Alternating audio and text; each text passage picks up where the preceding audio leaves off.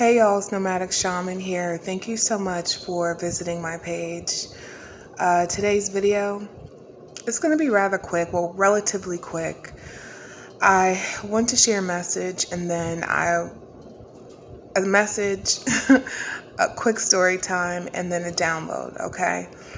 Now, I want to talk about angels, I want to talk about daemons, and I want to talk about demons. Okay, that is what we're going to talk about in this video. Now, back in May, so a few months ago, I remember I was in New Orleans, and I was waiting for my flight. I was tired, I was frustrated, just wanting to go home, irritated, bothered. And then I remember distinctly, I was sitting down going through my phone, and then I see this dude that comes from off the street into the airport, New Orleans airport, okay? And then I remembered, I'm like, wow, the first thing I said to myself was, wow, this dude is tall. Like, you notice him right off the bat. He could have easily been 6'5", 6'6". And then I looked at him and I assessed him, and it looked like he was homeless because he went behind the cart. So, you know those carts at the airport that you have to put a quarter in or money in to rent? So what he did was he hid right behind the cart station, and he set up his book bag and he laid down the flat of his back, and it looked like he was trying to charge his phone. Now this dude was directly across from me, okay, facing me, directly across from me. And so at first I'm like, I'm not gonna front, and it made me feel a little uncomfortable. So I said, you know what, I'm gonna just get up and get out. I'm gonna get up and just move to a different location. But then my spiritual team told me no and told me to stay where I was. In fact, they told me that he was sent and he was an earth angel. He was actually an angel in human form. And I was informed that he was sent. And so here I am speaking to my guys, and I'm saying, well, why was he sent? And they told me protection. So then they told me to sit still. And so I sit still, and then I just remember, mind you, him being homeless, my first response and reaction, because he was so close, was to get up and just go in a completely different direction. And so I started to see people who were around me who shared that sentiment originally that I had, and they started to get up and leave, okay? There was people who were walking past him, looking at him in disgust, full of criticism and judgment. At least that's the facial expressions that was left on their face. There was only one person that I remember. He looked like he was a security guard.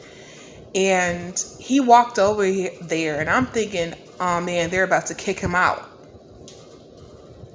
But then the security guard went up to him and said, hey, my man, are you hungry? Do you need anything to drink? Just let me know what you want and I got you.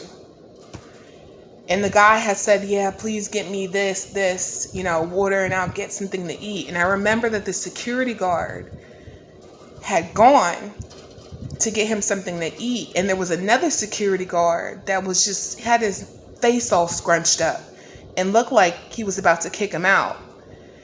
And so when he looked over at me, because I guess he thought that, I'm just guessing here, he thought that I was uncomfortable. And I'm not going to lie, initially I was, until I received the message that he was an angel sent for protection. And so I shook my head, like, no, like as in we're good here. So he kept on walking. So then the other security guard came, offered him drinks and offered him food to eat. And we just both sat there. Literally, it was me and him. I was on the chair. He was directly across from me, but he was kind of like crouched behind the carts, and he was just looking at his phone, because I'm like, how is he? Initially, I'm like, protect me? Like, how?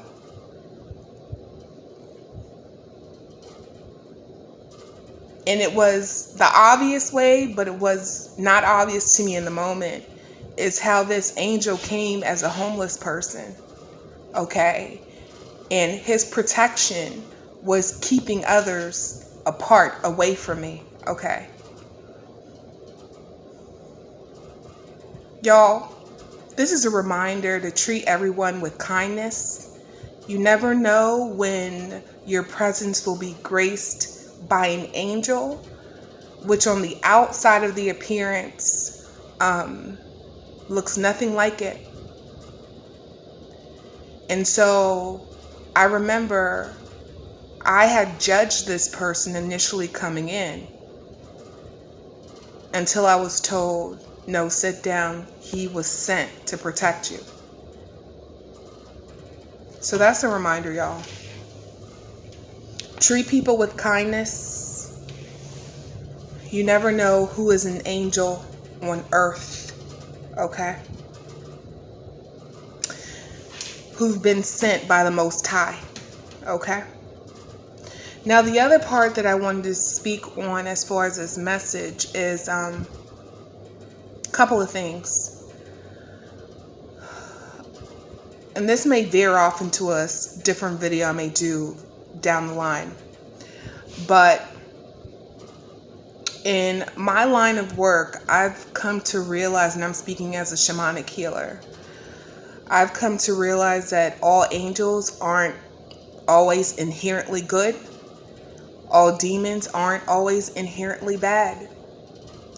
In fact, demons is a word that was derivative of Daemons, which translates into guardian, okay? Spiritual guardian. However, for religious context, demon was taken as evil spirits, okay? Now, I, for one, as a healer, I look at it through a different lens. I don't look at anybody as inherently evil, despite what they may do. I simply look at it as operating out of brokenness, okay? I look at it as healed versus unhealed, and even low vibrational versus high vibrational. So I don't look at things as inherently evil, okay? Now, with my spiritual team, I received a download today about earth angels and how Yeshua was an example of an earth angel, as well as Mary Magdalene was a physical example of an earth angel. And y'all see how they were treated, right?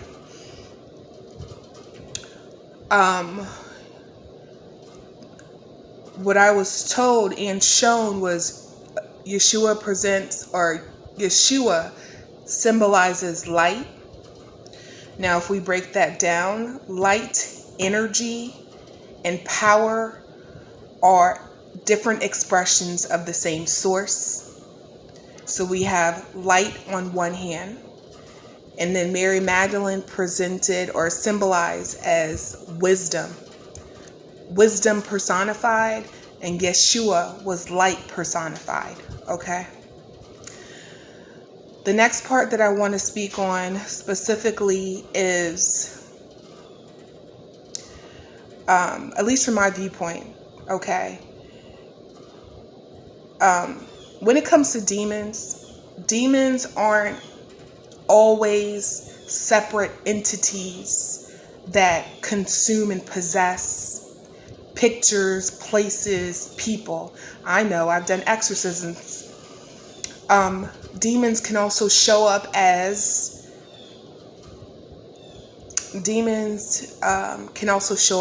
attachments. There can be someone that is on the outside looking in, or from the outside look healthy, void of any issues. But then when I see them and I look at them in the spirit, I can see different attachments. on them, which shows me why they respond in or react in a particular way, okay? What I've also learned and discovered about demons is an example of one. Let's say we're not including like entities. Well, it is an entity. But for this particular example, demons are shadow aspects of oneself that is in an imbalanced state. Okay? So with an imbalanced state, that is that can take place in people, places, things. It can also be a point of unforgiveness, jealousy, greed that is so imbalanced it takes on a life of its own, okay? And now has become a separate entity reflected as a demon, okay? Demons can also, so they're not, when I say this, is demons is not always a separate attachment. Demons can be the spirit of jealousy, the spirit of greed, so much so it has you in an imbalanced state, and now you're operating out of brokenness. It's also a form of your shadow aspects of self. That's actually what Mary Magdalene had channeled to me. Shadow aspects of self deeply embedded in one's subconscious. And the root is unhealed wounds and unhealed trauma. So then that festers. That can show up as blockages, attachments, discolorations, imbalances. And that in itself, when I look in the spirit, I can see that as an attachment to one's mental, emotional, and even physical body. That can also be considered a demon, okay? So it's not necessarily always, again, a separate entity. People can be walking with demonic attachments and not even be aware of it. If you're greedy, chances are you have a demonic attachment. If you are rooted in jealousy, chances are you have a demonic attachment. I speak to demons as much as I speak to angels because I have to understand the root and cause of the attachment to a physical individual. Okay? I think that's going to wrap up my message for today, y'all. I'll see you on the next one. Peace.